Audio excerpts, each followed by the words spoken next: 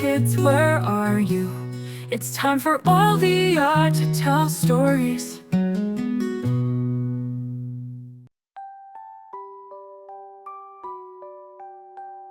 Chapter 1. The discovery Clara loved the town fair. Every summer, the bustling stalls, colourful rides, and delicious smells brought everyone together. This year was special because Clara had been chosen to help set up the fairgrounds. She was excited, but also a little nervous. While helping clean out an old storage shed near the fairground, Clara stumbled upon an ornate wooden box tucked behind dusty crates. Inside was a small, intricately designed golden key. Its handle was shaped like a clock face, and it seemed to shimmer faintly in the dim light. "Strange," Clara murmured, slipping the key into her pocket. Little did she know, it would change her life. Chapter 2. A hint of magic. Later that day, Clara noticed something odd about the key. When she held it, she felt a faint warmth, and her surroundings seemed to slow down for a moment. She experimented by turning the key in the air, but nothing happened. It wasn't until Clara accidentally dropped the key near a broken vase at home that she discovered its true power. The key glowed, and the shattered vase pieced itself back together. Time had rewound to just before the vase had fallen. "Wow," Clara whispered. A time key. Chapter 3. Trouble at the fair. As the fair's opening day approached, Clara helped her friend Ben set up the Ferris wheel. Ben was the fair's youngest engineer and took great pride in his work. But Clara noticed that he seemed stressed. "I'm worried about the main lever," Ben admitted. "It's old and might need replacing, but there's no time to fix it before the fair starts." Clara reassured him, but the uneasy feeling in her chest lingered. Chapter 4. A day to remember. Opening day was everything Clara had hoped for. Laughter, music, and happy faces everywhere. She spent the morning enjoying the rides and playing games with Ben. However, in the afternoon, a loud metallic creak echoed through the fairground. Clara turned to see the Ferris wheel lurching.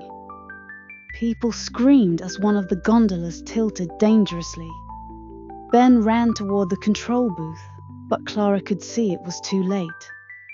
The lever gave way, and the wheel came to a stop, leaving passengers stranded.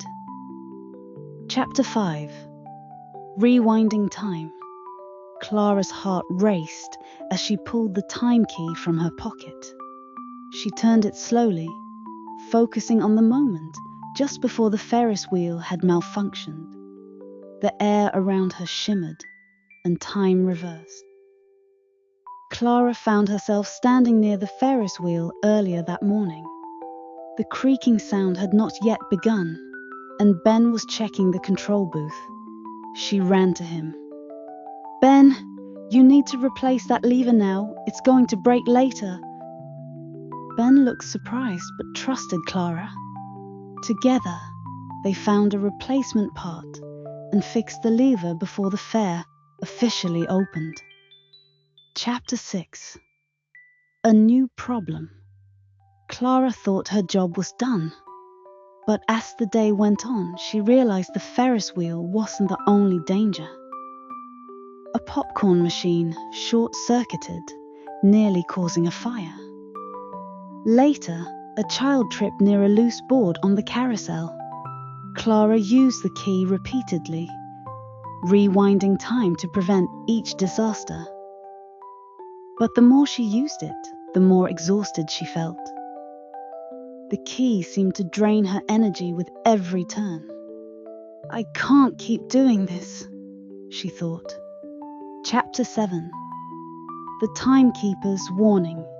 That evening, as Clara rested in the shed where she'd found the key, an elderly man appeared out of nowhere. He wore a cloak adorned with tiny clock faces and carried a staff that ticked softly.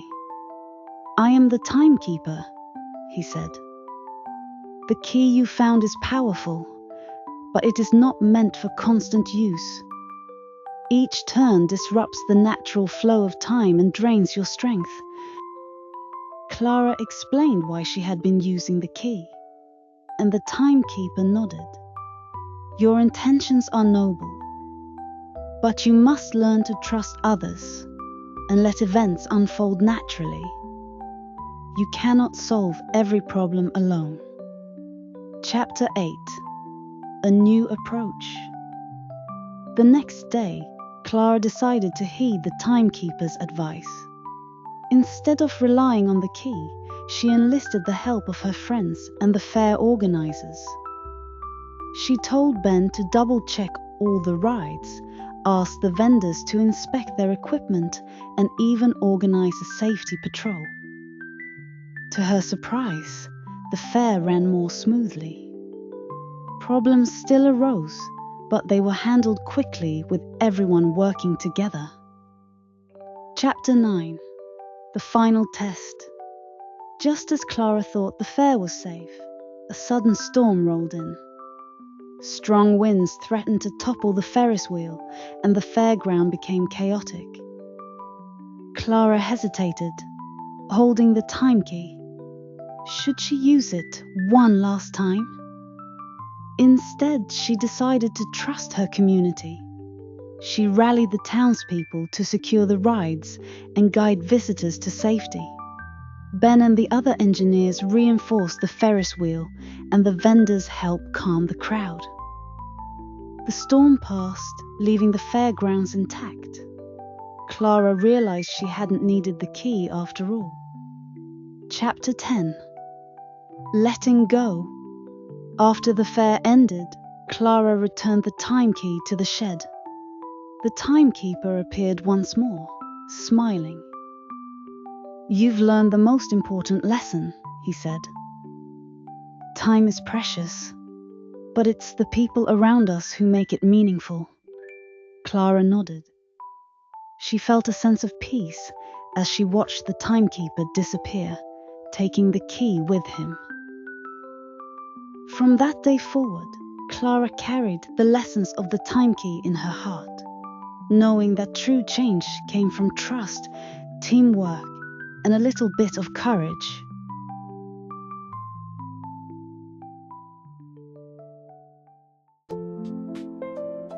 If you like our stories, please like, subscribe, and turn on the little bell so you won't miss exciting stories every day.